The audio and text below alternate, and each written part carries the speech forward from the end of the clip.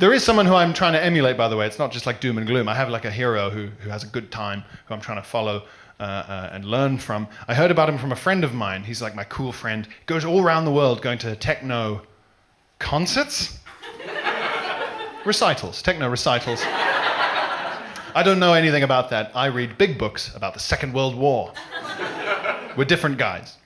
So he goes all to the techno recitals, and he was telling me about a techno venue in Berlin called Berghain, right? Now Berghain, it's like a 5-story former industrial site, originally very much a sort of gay BDSM techno club, and they've expanded their remit to almost any BDSM.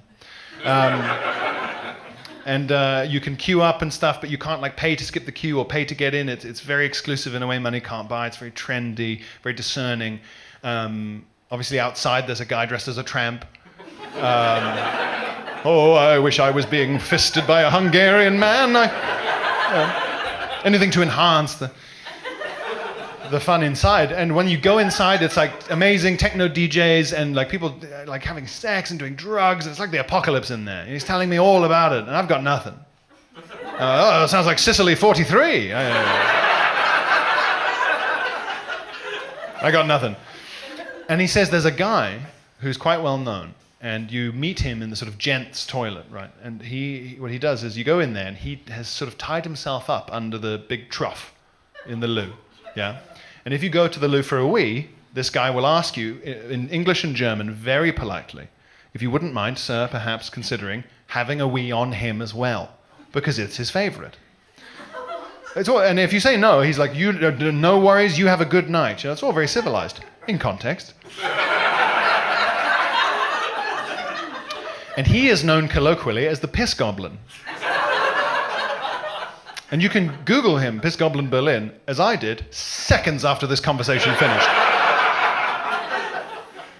And I don't know if there's anyone I currently admire more than the goblin.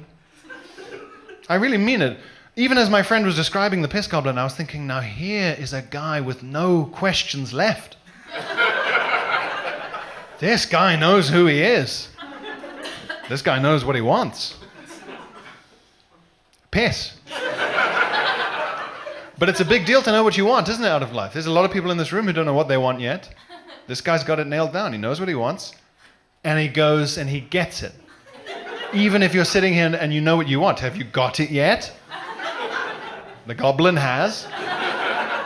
The piss goblin knows what he wants. He goes and he gets it. Where does he get it? Somewhere he is safe and known and accepted for who he is. There's no one in this room as fulfilled as the piss goblin. He's the freest man I know, and he's chained to a urinal. I can't imagine the inner strength it gives him, knowing that all that stuff's just figured out. He's out there now, some regional German civil servant. He's filling in report after report into Autobahn maintenance, you know. His boss is a real dick. Wo sind diese Berichte? Schnell! And he's like, I'm doing them, my God! Oh, roll on Freitag. Oh. Lieben für das Weekend, recht? Ja. Oh, I can taste it now. Don't know if he drinks the wee. That was my first question, obviously. My friend does not know the internet is divided. You can drink wee. I mean, you mustn't.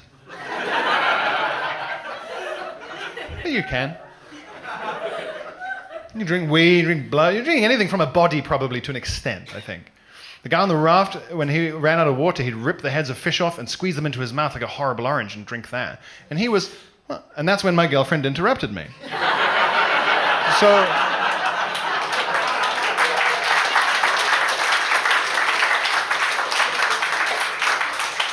I told you it would take a while.